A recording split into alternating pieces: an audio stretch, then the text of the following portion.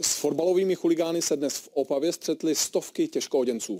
Desítky chuligánů skončily v poutech poté, co policisty úmyslně napadly kameny a dělobuchy. Ulice kolem stadionu připomínaly skutečné bojiště. A náš kameraman se dostal velmi blízko tohoto bojiště. Podívejte se.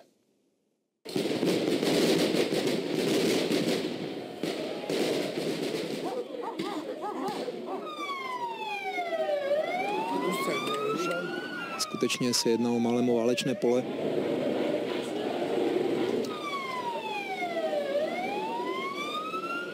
Více o vyhrocené situaci mezi chuligány a policií v Opavě se dozvíte už za chvíli. Podrobnosti mají pro vás Krimi zprávy, nenechte si je ujít. Stovky policejních těžkooděnců se dnes v Opavě střetly s fotbalovými chuligány. Desítky jich potom skončily v poutech poté, co úmyslně na policisty zaútočili dělobuchy a kameny. V ulicích kolem opavského stadionu to skutečně vypadalo jak na bojišti a náš kameraman se dostal přímo k místům střetů. Podívejte se.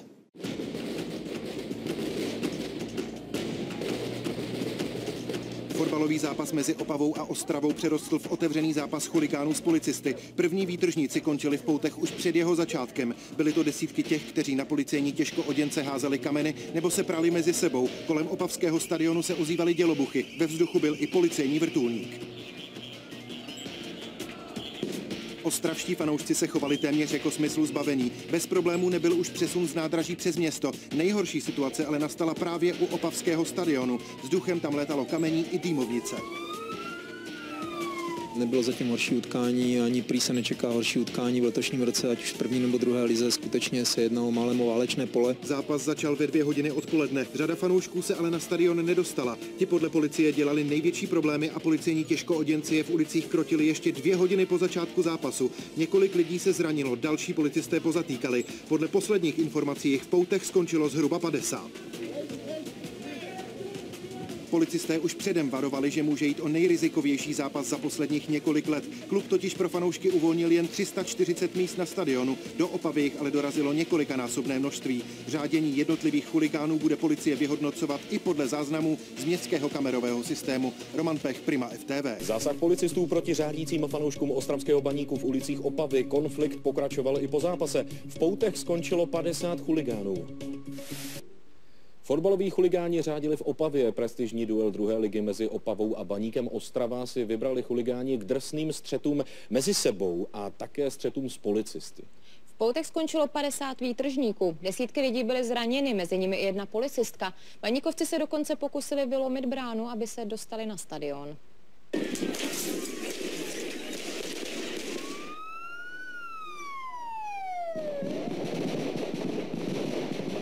Baník versus Opava, pro tento rok snad nejrizikovější zápas. Baníkovci do Opavy dojeli vlakem a nepokoje začaly už v ulicích, kde se střetli s prvními fanoušky Opavy.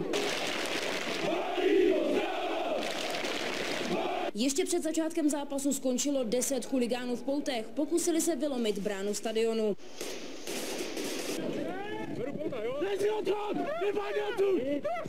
Během utkání před stadionem vzduchem létaly dělobuchy. Těžkooděnci a policie se pak snažili fanoušky zahnat 50 metrů od stadionu. Jsou nasazeni policisté pořádkové dopravní policie, policisté speciálních pořádkových jednotek, zásahové jednotky, policisté antikonfliktního týmu. V běsnicím davu, který podle policie čítal 1500 lidí, byli podle policistů hlavně nespokojení ostravští fanoušci, kteří se nedostali do hlediště. V podstatě ho vzali z Tečí s tím, že zaútočili nejen na agenturu, ale i na policie České republiky.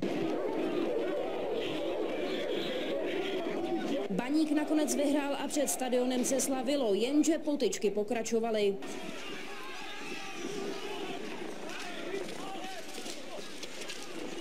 Policisté zadrželi 50 výtržníků, záchranáři ošetřili několik lidí, mezi nimi i jednu jízdní policistku. Policie teď bude vyhodnocovat záběry z kamer. Lucie Cuchlarová, Televize Nova.